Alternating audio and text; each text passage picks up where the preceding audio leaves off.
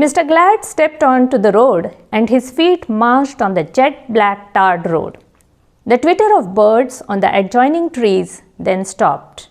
Everyone feared Mr. Glad. This is the beginning of the novel Thank You, Mr. Glad by Anil Barve. He also wrote a much celebrated play by the same name and based on this novel. Today, in the 81st episode of Granthyatra, we are going to discuss this book. A warm welcome to all the viewers. Anil Sadashiv Barve was born in the year 1948 at Pune. He attended school in Jalna and Aurangabad and then graduated with a major in economics. Barve had a passion for writing right from his school days. He then began to write in periodicals. Barve's journalistic writing was as powerful as his fiction.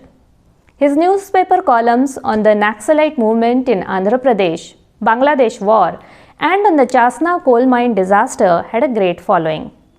In 1973, he launched a magazine called Ranangan or the Battlefield. He gave voice to the injustice meted out to the exploited sections of the society through these periodicals. Barve wrote 8 novels, most of which are based on contemporary events. His novel 11 Crore Gallons of Water was based on the Chasna coal mine disaster, while his novel Terror was inspired by a meeting with a prisoner. His novel The Mountain Has Turned Old explored the life of tribal people. His plays such as Hamidabaichi Koti and Putrakameshti were greatly acclaimed. Barve's novel Thank You, Mr. Glad was published in 1975.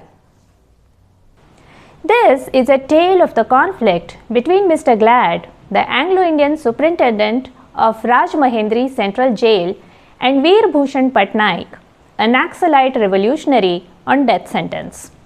This is also a tale of the gradual transformation of Mr. Glad from a tyrant to a compassionate person.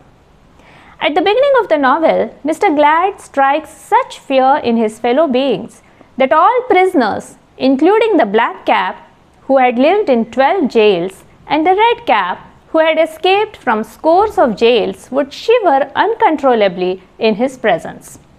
Mr. Glad would not break bread without first breaking a staff on someone's back. When this despot jailer meets Veerbhushan for the first time, he is shocked to see the Naxalite calmly smoking a cigarette and greeting Mr. Glad like any ordinary person. Any other prisoner in his place would have been half dead simply by hearing the name of Mr. Glad. Being fired by a cause, the young Naxalite is used to courting death and is not afraid of Mr. Glad. Following that first meeting, Mr. Glad always begins any conversation with the Naxalite by calling him by his number, prisoner number 842, whereas Veerbhushan always responds by saying, "Hello Mr. Glad, how are you?" Mr. Glad gradually begins to lose his confidence in the face of the Naxalite's brave and calm demeanor. Barve writes, "The jailer was deeply worried by the fact that he had not been able to mash the Naxalite with his boots even 3 months after his arrival. Was he losing his aura of terror? Or was he getting old? Day and night, a variety of doubts rose in his head again and again." When the Naxalite refuses to petition the president for mercy, Mr. Glad begins to nurture a sliver of respect for him. When Veerbhushan's young wife visits him with their baby and supports his decision, Mr. Glad is reminded of his own past. Many years ago in Germany, when Gestapo had been dragging his Jew wife to the gas chamber, Mr. Glad had fallen at the soldiers' feet, begging them to save his wife. But Maria had denounced him for begging to the cruel Gestapo. Now, Mr. Glad sincerely wished that the life of Veerbhushan's young wife should not be destroyed by his death, as his own life had been destroyed by Maria's death. He then tries every possible means to persuade the Naxalite to sign the mercy petition. However, Veerbhushan is true to his values. He is not afraid of death.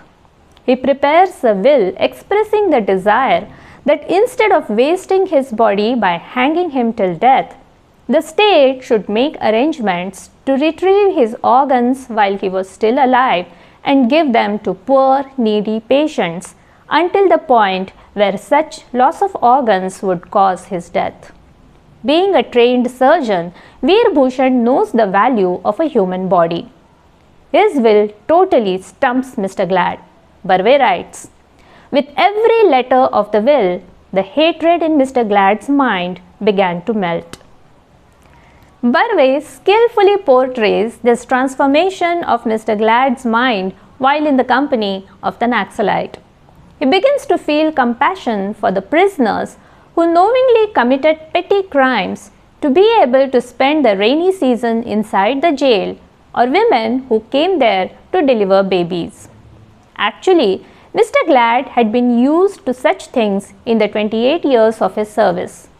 But having read those 4 books and the articles, letters and confessions in the case papers of the Naxalite, the jailer had now realized that there was enormous injustice and torture in those circumstances. Then Mr. Glad tries to talk the Naxalite into signing the mercy petition in a fatherly manner, tries to convince him that signing the petition would actually be a wise diplomatic move. And when the Naxalite does not relent, he beats him up with his hands and feet until the soles of his shoes wear out. Yet, the Naxalite continues to give him the same answer. He says, "I don't consider signing the mercy petition as an insult to myself, Mr. Glad, but it would be an insult to the revolutionary movement. To seek mercy from this oppressive regime would be to distrust people's ability for revolution." Watching the Naxalite steadfastly adhering to his principles even in the face of death, and the heart-rending memories of his own wife triggered by the sight of the Naxalite's young wife make Mr. Glad increasingly mild in his behavior. It is at this time that Mr. Glad's only daughter decides to visit him after several years and spend the final months of her pregnancy at his bungalow. Mr. Glad is overjoyed. He also begins to feel a new confidence that he might be able to persuade the Naxalite to sign the mercy petition. Where logical arguments and use of force had failed, sweet talk may achieve the result, he feels. Mr. Glad then begins to deal with everyone with compassion. Barve depicts this transformation in his nature through picturesque descriptions. Mr. Glad's steps fell into a rhythm. The stick in his hands danced with that rhythm. His eyes were not frightening today, but congenial, and there was a song on his whistle. Mr. Glad spends the next few months happily in the company of his daughter, and Barve intermittently repeats the description of his gay stride to describe his state of mind. Mr. Glad's daughter Jenny meets Veerbhushan and is impressed by his idealism. Love for poetry is a common point between them. Jenny is appalled by the thought that such a brave person should die by hanging. "Why don't you shoot him instead and give him a death that is worthy of a martyr?" she asks her father. By and by, the day and time of Veerbhushan's hanging gets fixed. The government issues orders. Mr. Glad completes all the preparations for the hanging with a sad mind. A pall of gloom descends on the entire prison. Nailed boots began to clatter on the paved floor of the main gate. The armed guards from outside the compound began to enter one by one. Forces were reinforced in every yard. And then it begins to rain heavily. Rivers and streams overflowed. The jail was cut off from the town and the telephone was out of order. And right in the middle of this chaos, Jenny's labor pains begin. A messenger arrives from Mr. Glad's bungalow to inform him. The nurse caring for Jenny declares that Jenny's life is in danger unless an urgent cesarean section is performed to deliver the baby. There is only one surgeon available on the jail compound, which is cut off from the rest of the world because of heavy rains. Veerbhushan Patnaik. Mr. Glad has no choice.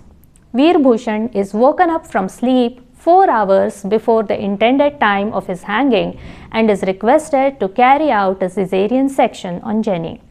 He obliges with a large heart and saves the life of Jenny and her baby. An overtly grateful Mr. Glad says to Veerbhushan, "My boy, you have saved my daughter's life. What can I do for you? Ask for anything and I will grant it." Looking at Mr. Glad's face, bowing before him with gratitude, the Naxalite said with contempt, "You little poor beggar, what can you give me? You can only hang me." Through these two sentences, Barve not only points to the conflict between Mr. Glad and Veerbhushan, but effectively portrays the eternal struggle between an oppressive regime and the masses trying to fight the injustice meted out to them. The important point to note about this novel is that although the two protagonists, Mr. Glad and Veerbhushan Patnaik, represent two opposing forces of an oppressive power and the Naxalite revolution, respectively, Barve unfolds the plot of the novel in a very composed manner.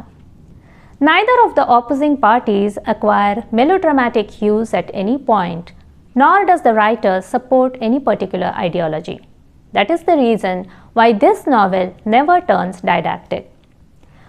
Although he is bound by the rules and only 10 minutes remain before the stipulated time for Veerbhushan's hanging, Mr. Glad remains true to his word. He shoots Veerbhushan with his revolver and grants him martyrdom. To tell us more about this fast-paced and captivating novel, we have with us today writer and director Chandrakant Barve.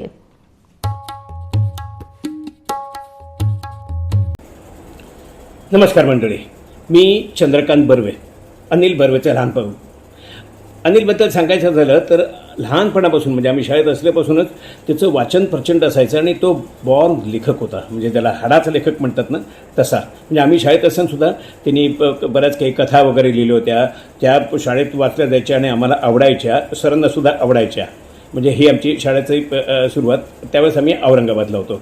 त्याच्यानंतर आम्ही पुण्याला आलो आणि जसं पुण्यात आलो तसं आमची जी background आहे आमची समाजाची संपूर्ण ती सांगता RSSवाली जनसंघवाली. परंतु अनिल बर्वे हा कायम म्हणजे मूर्तिभंजक किंवा आयकॉनॉक्लास्टिक व्ह्यू असलेला मनुष्य होता आणि त्याला कम्युनिस्ट पार्टीचं, कम्युनिस्ट विचारसरणीचं जास्त आकर्षण होतं. त्यामुळे तो कायम त्यांच्या कम्युनिस्ट ऑफिसमध्ये जसं तिथलं वाचन करायचं वगैरे वगैरे.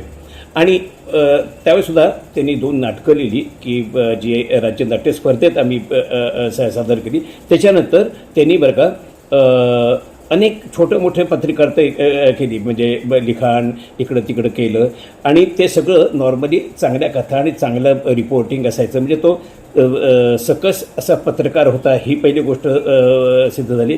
आणि नाटककार म्हणजे तो नाटक लिहू शकतो हे पण सिद्ध झालं. पण ते मोठं किंवा नामवंत किंवा असं त्याला काही मिळालं नव्हतं, यश मिळालं नाही. पण पुढे सगळ्यात महत्त्वाची घटना घडली म्हणजे ह्याच्यात आपल्या तेलंगणामध्ये काही नक्षलवादी मुवमेंट चालू होते. म्हणजे काही अत्याचार होत होते, जुलूम होत होते. तर त्याच्या विरुद्ध आवाज उठवणं गरजेचं होतं आणि ते काम त्यासाठी अनिल बर्वेंनी तिथं जाऊन लेखमाला लिहिली आणि ती साप्ताहिक माणूसनी छापली. तिचं नाव होतं रोखलेल्या बंदुका उठलेली जनता. ती जी लेखमाला आहे ती मात्र एक ज्याला म्हणता येईल ती माइलस्टोन असे म्हणता येईल. त्याचं पुढं पुस्तकी झालं. त्याच्यातनं त्यांनी नक्षलवादी लोकांना कसं त्यांच्यावर अत्याचार होतो आहे वगैरे वगैरे त्यांनी मांडलं होतं. आणि त्याची अर्थातच विचारसरणी प्रो नक्षलवादी झाली होती. पुढे तो जरा ॲम्बिशियस असल्यामुळे त्यांनी स्वतःचं एक पाक्षिक चालू केलं, रणांगण. ते अर्थात कम्युनिस्ट मित्रमंडळींच्या मदतीने चालू केलं आणि त्याच्यातसुद्धा प्रो नक्षलाईट असं लिखाण करायचं. मग त्याच्यावर एकदा म्हणजे ते जे पाक्षिक होतं ते ज्या पायगुड्यांच्या प्रेसमध्ये छापलं जायचं त्याच्यावर धाड टाकली गेली. त्याच्यात काही नक्षलवादी पत्रकं सापडले. अनिल बर्वे आणि पायगुडे या दोघांना अटक झाली. ते जेलमध्ये गेले आणि जेलमध्ये तुम्हाला माहिती गेल्यानंतर खटला खूप दिवस चालतो. 1.5 वर्ष ते चालले. ते दोघंही ते जेलमध्ये राहिले. पण 1.5 वर्षांनी त्याची निर्दोष मुक्तता झाली. पण तो जो अनुभव मिळणारा त्याच्यावर त्यांनी कादंबरी लिहिली ती म्हणजे थँक्यू मिस्टर ग्लाड. आता थँक्यू मिस्टर ग्लाड या कादंबरीचा पुढला टप्पा फार महत्त्वाचा आहे. आता कादंबरी लिहून तर झाली, पण तोपर्यंत जून 75मध्ये इमर्जन्सी डिक्लेअर झाली. म्हणजे जुलै ऑगस्ट सप्टेंबरमध्ये एवढी कडक वातावरण होतं की काही सरकारच्या विरुद्ध लिहिणं ही अशक्य गोष्ट होती. परंतु शेवटी कसं आहे, शेवटी सरकारसुद्धा काही माणसं चालवत असतात, ते सेन्सॉर करण्याचं कामसुद्धा काही माणसांवरच असते. आणि इतके पेपर्स, मॅगझिन्स, साप्ताहिक वगैरे एवढी मोठ्या प्रमाणावर होते की ते सगळे तपासून प्रत्येक त्यातलं अक्षर तपासणं हे अशक्य होतं. कारण की शेवटी मॅनपॉवर ही लिमिटेडच असते. त्याच्यामुळे ते एक अंदाजे बघायचे, काही शंका वाटलं तर ते थांबवायचे किंवा वाचायचे, बाकीचं नाही तर सोडून द्यायचे. आता ही जी कादंबरी आहे ती छापण्याचं श्रेय श्री ग मजगावकरांच्या माणूसल्या जातं. त्यांनी काय केलं, ही संपूर्ण कादंबरी 2 भागात त्यांनी छापली.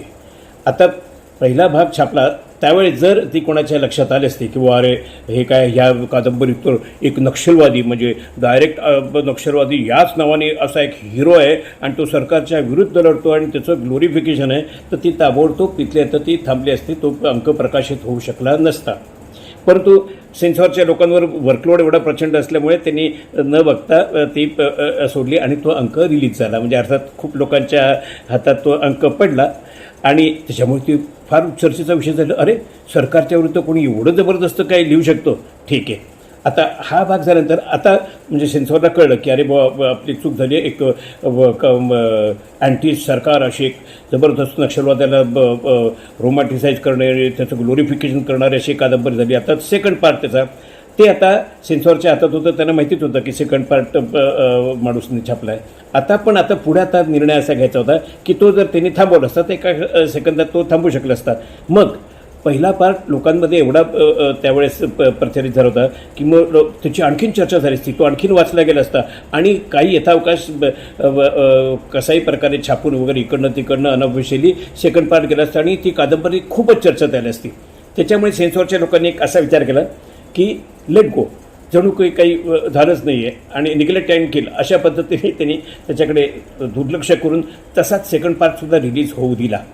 ऑब्व्हियसली पार्ट 1 आणि पार्ट 2 दोन्ही खूप वाचले गेले आणि ही कादंबरी खूप लोकप्रिय झाली. त्यांना वाचकांना आणि विशेषतः त्या काळात म्हणजे इमर्जन्सी जेव्हा सरकारच्या विरुद्ध 2 शब्द वाचणं अशक्य होतं त्यावेळेस अशी संपूर्ण कादंबरी एका नक्षलवाद्याला हिरो करणारी म्हटल्यानंतर त्याचं फार कौतुक होतं.